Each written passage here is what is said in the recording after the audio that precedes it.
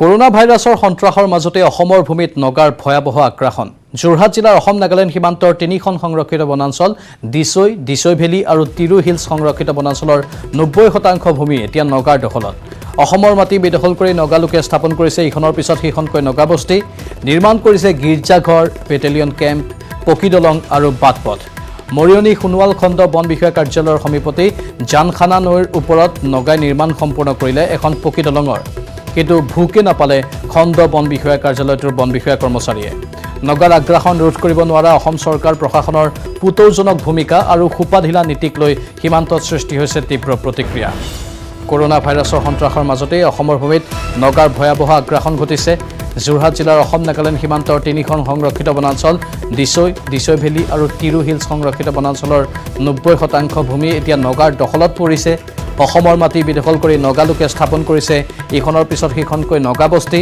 নিৰ্মাণ কৰিছে গীৰ্জাঘৰ বেটেলিয়ন কেম্প পকী দলং আৰু বাটপথ মৰিয়নি খুনৱাল খণ্ড বন বিষয়া কাৰ্যালয়ৰ সমীপতে জানখানা নৈৰ ওপৰত নগাই নিৰ্মাণ সম্পূৰ্ণ কৰিলে এখন পকী দলঙৰ কিন্তু ভূকে নাপালে খণ্ড বন বিষয়া কাৰ্যালয়টোৰ বন বিষয়া কৰ্মচাৰীয়ে নগাৰ আগ্ৰাসন ৰোধ কৰিব নোৱাৰা অসম চৰকাৰ প্ৰশাসনৰ পুতৌজনক ভূমিকা আৰু খুপাঢিলা নীতিক লৈ সীমান্তত সৃষ্টি হৈছে তীব্ৰ প্ৰতিক্ৰিয়া অধিক জনাব আমাৰ সতীৰ্থ জ্যোতিপ্ৰসাদে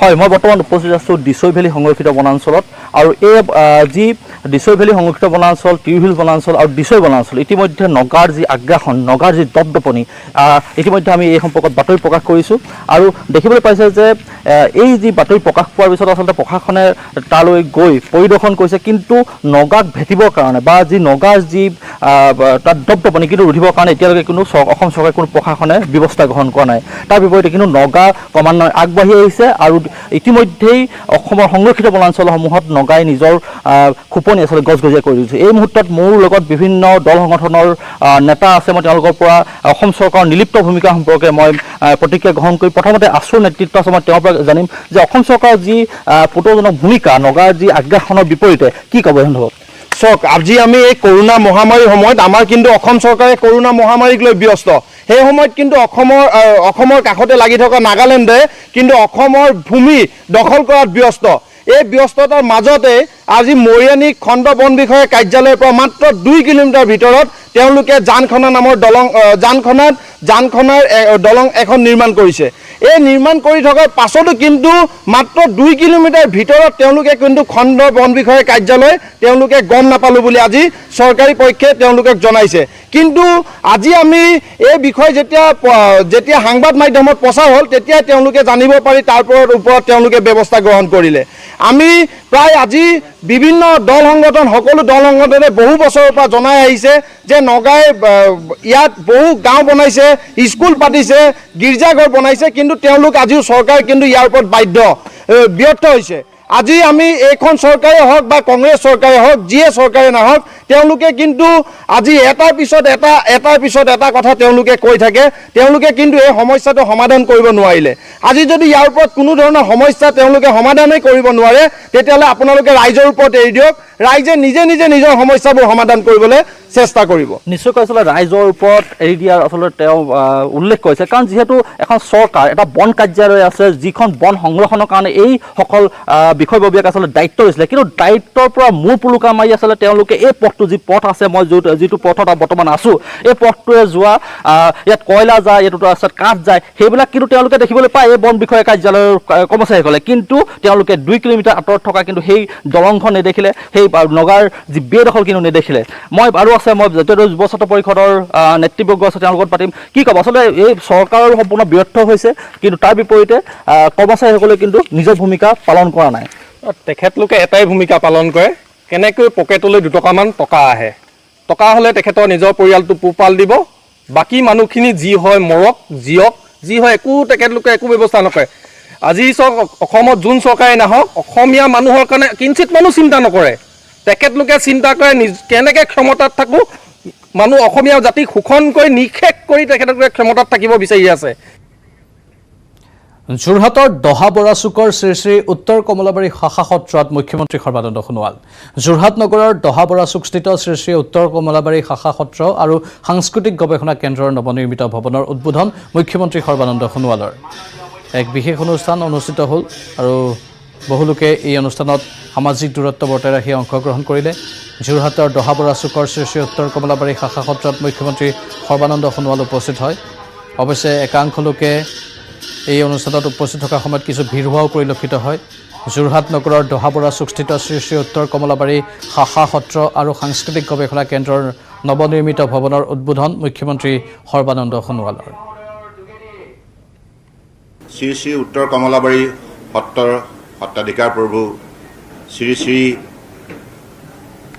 জনাৰ্দন দেৱগোস্বামী প্ৰভুৰ একনিষ্ঠ প্ৰচেষ্টাত যোৰহাটৰ মাজমজিয়াত উত্তৰ কমলাবাৰীৰ প্ৰথমখন শাখা সত্ৰ ইয়াত প্ৰতিষ্ঠা কৰা হ'ল আৰু লগতে সাংস্কৃতিক গৱেষণা কেন্দ্ৰও প্ৰতিষ্ঠা কৰা হ'ল। আৰু এই গোটেই যাত্ৰাত এগৰাকী মহান ব্যক্তিয়ে এক কথা মাতি দান কৰি গ'ল। সেইগৰাকী মহান ব্যক্তি হৈছে প্ৰসেনজিৎ ফুকন ডাঙৰীয়া। উত্তৰ কমলাবাৰী সত্ৰৰ বৈষ্ণৱপ্ৰাণ ভক্তবৃন্দৰ সৈতে মিলি যোৰহাটৰ স্থানীয় ৰাইজৰ সহযোগত এই মহৎ কামখিনি সম্পূৰ্ণ কৰিছে। চিফ মিনিষ্টাৰ আনটাইড ফাণ্ডৰ 30 লক্ষ টকা ব্যয় কৰি এই কামখিনি কৰা হৈছে। মই আশা ৰাখিছোঁ যোৰহাটৰ দৰে এখন ঐতিহ্যমণ্ডিত চহৰৰ মাজমজিয়াত উত্তৰ কমলাবাৰী শাখা সত্ৰৰ লগতে সাংস্কৃতিক গৱেষণা কেন্দ্ৰই প্ৰাণ পাই উঠিব আৰু এই মহাস্থানত গুৰুজনাৰ অমৰ সৃষ্টিৰ সন্দৰ্ভত গভীৰভাৱে চৰ্চা হ'ব, অধ্যয়ন হ'ব আৰু উঠি অহা প্ৰজন্মই মানৱীয় শক্তিৰে আধ্যাত্মিকভাৱে সবল হৈ জীৱন যাত্ৰাত সফলতাৰে অগ্ৰসৰ হ'বলৈ সক্ষম হ'ব। বঙাইগাঁও জিলাৰ অভয়পুৰীৰ দুবাচুৰিত মানাহ নৈৰ ভয়ংকৰ খহনীয়া। কেমেৰাৰ সন্মুখতে মানাহ নৈৰ বুকুত জাহ গ'ল এটি পকী ঘৰ। কেমেৰাত বন্দী হ'ল খহনীয়াৰ ভয়ানক দৃশ্য। মুহূৰ্ততে নৈৰ বুকুত বিলীন হৈ গৈছে এটি পকী ঘৰ।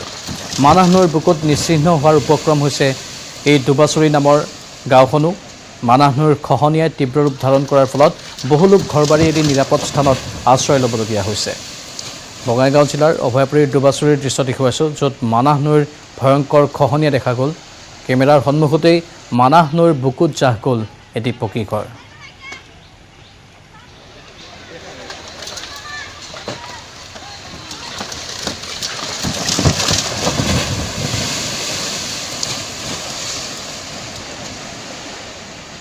আমাৰ এইটো যেতিয়া মাটি ভেটি আছে মানা নদী গৰাখনীয়া যিটো ভয়ংকৰ কালৰূপ ধাৰণ কৰিছে, মই তাত এইটো দুবাচুৰি পাৰ্ট 1ত মানা নদী গৰাখনীয়াত উপস্থিত আছোঁ। লগতে আমি জিলা প্ৰশাসনতো আমি বাৰম্বাৰ কোৱাৰ মাধ্যমত তেওঁলোকে ইহঁতক ব্যৱস্থা কৰা নাই। আমাৰ আজি ইহঁতৰ গাফিলতিৰ কাৰণে আমাৰ মাটি ভেটি লগত আমাৰ হাইস্কুল, তাৰ লগত আমাৰ শিক্ষা অনুষ্ঠানৰ লগত আমাৰ স্বাস্থ্য কেন্দ্ৰ আছে, এইবিলাকৰ নদীত যোৱা অৱস্থা হৈ গৈছে। ইতিমধ্যে আমাৰ 20টামান ঘৰ বাৰী নদীত যা গৈছে আৰু 20-30টামান যোৱাৰ অৱস্থাত টাৰ্গেট হৈ আছে। 2017 পৰা আমি নদীৰ লগত যুঁজি আছোঁ। আজি ইহঁতে আহে আৰু যায়, কিন্তু কামত একো নকৰে। বাম্বুৰ কাম কৰিছিল, বাম্বুৰ কামে কি নদী কাম হয় নেকি? আমি জিঅ' বান আৰু লগত আমি বল্ডাৰ পিচিঙৰ কামো আমি দাবী জনাইছোঁ। ইহঁতে কৈছে অলৰেডি 12 কোটি টকাৰ প্ৰপ'জাল দি দিছে, খালি শুনা পাওঁ, কিন্তু এতিয়ালৈকে আমাৰ কোনো ৰেজাল্ট অহা নাই। বাতৰিত পুনৰ সময় হৈছে চমু বাণিজ্যিক বিৰতিৰ। স্বাগতম। গৰু গাড়ীত উঠি এবাৰ গহপুৰত প্ৰতিবাদ অসম প্ৰদেশ কংগ্ৰেছ কমিটিৰ সভাপতি ৰিপুণ বৰাৰ। ৰাষ্ট্ৰীয় ঘাইপথৰ দুৰৱস্থাৰ বাবে এনেদৰে অভিনৱ প্ৰতিবাদ সাব্যস্ত কৰে ৰিপুণ বৰাই। বিজেপিৰ সভাপতি ৰঞ্জিত দাসৰ লগতে বিজেপিক পলৰীয়া আখ্যা দিয়ে ৰিপুণ বৰাই। লগতে বিজেপি দল ডকাইতৰ দল আখ্যা ৰিপুণ বৰাৰ। টোলগেট পাতি ৰাইজৰ পৰা টকা লুটিছে বুলি অভিযোগ উত্থাপন কৰে বিজেপিৰ বিৰুদ্ধে। চাহ শ্ৰমিকসকলক ভোটৰ আশাত ঠগবাজি কৰি থকা বুলিও কটাক্ষ কৰে ৰিপুণ বৰাই। গৰু গাড়ীত উঠি এবাৰ গহপুৰত প্ৰতিবাদী কাৰ্যসূচী অসম প্ৰদেশ কংগ্ৰেছ কমিটিৰ সভাপতিৰ। ৰাষ্ট্ৰীয় ঘাইপথৰ দুৰৱস্থাৰ বাবে এনেদৰে অভিনৱ প্ৰতিবাদ সাব্যস্ত কৰে ৰিপুণ বৰাই। বিজেপিৰ সভাপতি ৰঞ্জিত দাসৰ লগতে বিজেপিক পলৰীয়া আখ্যা দিছে ৰিপুণ বৰাই। আমি ৰাষ্ট্ৰীয় ঘাইপথৰ বিধ্বস্ত অৱস্থাৰ প্ৰতিবাদ জনাই এই ধৰ্ণা প্ৰতিবাদ কাৰ্যসূচী আমি ৰাষ্ট্ৰীয় ঘাইপথত কৰিছোঁ। তেওঁলোকে আজি টোল গেট পাতি ৰাষ্ট্ৰীয় ঘাইপথত আজি দক্ষিণ পাৰত আজি 4খনকৈ টোল গেট পাতি ৰাইজৰ পৰা টকা ডকাইতি কৰিছে। আজি উত্তৰ পাৰত তেওঁলোকে চাংচাৰিত টোল গেট পাতি ৰাইজৰ পৰা টকা ডকাইতি কৰিছে, কিন্তু ৰাষ্ট্ৰীয় ঘাইপথ আজি আমাক দিয়া নাইকিয়া। আজি আমি কংগ্ৰেছ কৰ্মীয়ে সমগ্ৰ অসমত আজি এই প্ৰতিবাদ কৰিছোঁ। আমাৰ দাবী হৈছে চৰকাৰে অতি সোনকালে চৰকাৰে এই ৰাষ্ট্ৰীয় ঘাইপথৰ বিধ্বস্ত অৱস্থা চৰকাৰে দূৰ কৰিব লাগে, চৰকাৰে মেৰামতি কৰিব লাগে। তেওঁলোক পলৰীয়া, কাৰণ তেওঁ কৈছে যে যদি অহা নিৰ্বাচনত বিজেপিয়ে যদি সংখ্যাগৰিষ্ঠতা নাপায় তেতিয়াহ'লে তেওঁলোকে ৰাজনীতি এৰি দিব। তেওঁলোক পলৰীয়া, আমি কংগ্ৰেছ পলৰীয়া নহয়। আমি ৰাইজৰ বিপদত সদায় আমি থাকিম, দেশৰ সংকটত আমি থাকিম আৰু আমি দেশ স্বাধীন কৰিছোঁ, আমি থাকিম। গতিকে ৰঞ্জিত দাসে সেই কথা কোৱাৰ অৰ্থটো কি? অৰ্থটো এইটোৱেই, তেওঁ ভিতৰি ভয় খাইছে। চাহ শ্ৰমিক বিৰোধী যে বিজেপি চৰকাৰ, চাহ শ্ৰমিকৰ কাৰণে তেওঁলোকে যে কেৱল ঘৰিয়ালৰ চকু পানীটোকে আজি ওলাই পৰিছে, য'ত 351 টকা হাজিৰা কেবিনেট কমিটিয়ে সিদ্ধান্ত লৈছিল কংগ্ৰেছৰ দিনত, আজি সেই বিজেপিয়ে তাক তেওঁলোকে 351 টকা হাজিৰা দিম বুলি কৈ ইলেকশ্যন জিকিছিল 16 চনত, আৰু আজি তেওঁলোকে 194 টকা হাজিৰা দিছে। এইটো হৈছে চূড়ান্ত প্ৰতাৰণা চাহ শ্ৰমিকৰ কাৰণে। ৰাজ্যৰ আন প্ৰান্তৰ লগতে সাংস্কৃতিক নগৰী তেজপুৰতো উপজা দিনত শ্ৰদ্ধাঞ্জলি যাচি স্মৰণ কৰা হয় সুধাকণ্ঠক। কিন্তু এইবুলি ব্যতিক্ৰম, সাংস্কৃতিক কাৰ্যসূচীৰ পৰিৱৰ্তে সুধাকণ্ঠৰ গীত গুণগুণাই যাচিলে শ্ৰদ্ধাঞ্জলি। সাংস্কৃতিক সঞ্চালকালয়ৰ অধীনস্থ জ্যোতি ভাৰতীত শিল্পীসকলে মানুহে মানুহৰ বাবে শীৰ্ষক গীতেৰে গভীৰ শ্ৰদ্ধাঞ্জলি জ্ঞাপন কৰে।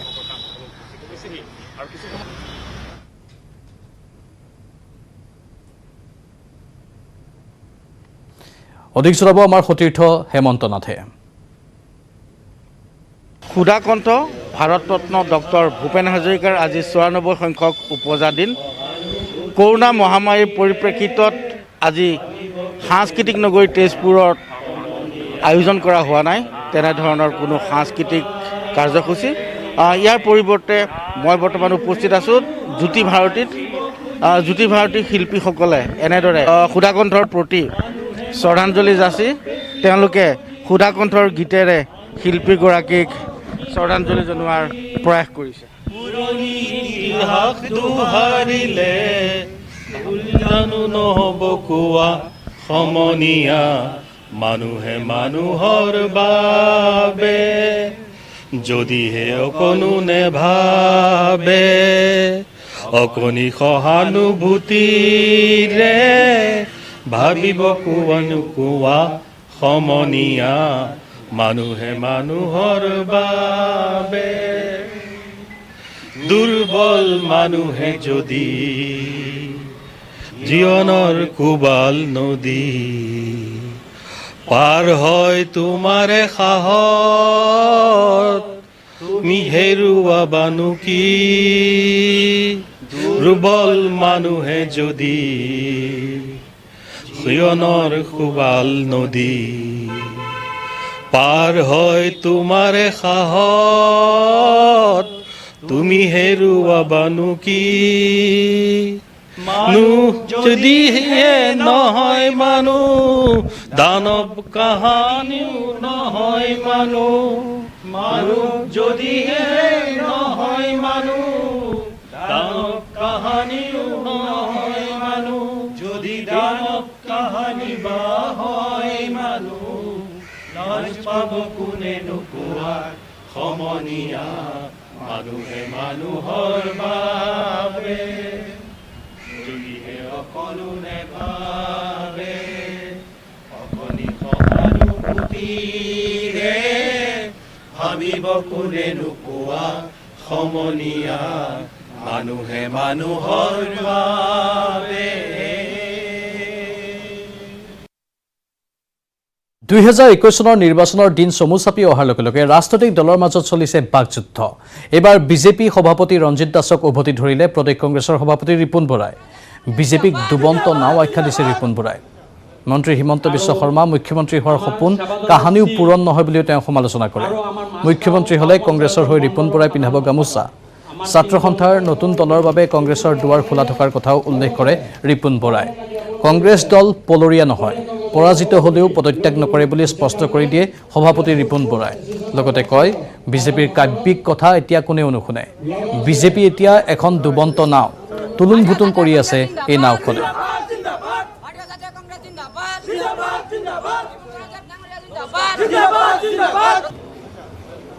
আৰু বিজেপি দল সেইবিলাক তেওঁলোকৰ কবিতাৰ কাব্যিক ভাষা এতিয়া মানুহে নুশুনে। বিজেপি হৈছে এখন ডুবন্ত জাহাজ, এখন ফুটা নাও। তেওঁলোকে সাগৰৰ তলিয়েদি যোৱাৰ সপোনেই নাহে। তেওঁলোকৰ নাও এতিয়া সাগৰৰ মাজত ডুবন্ত নাও, ডুবন্ত জাহাজ তুলুং ভুতুং কৰি এতিয়া মানে কোনদিনা চাৰখাৰ হয় তাৰ হিচাপ নাই। আমিতো কংগ্ৰেছ দল, আমি পলৰীয়া নহয়, আমি ৰাইজৰ সেৱা।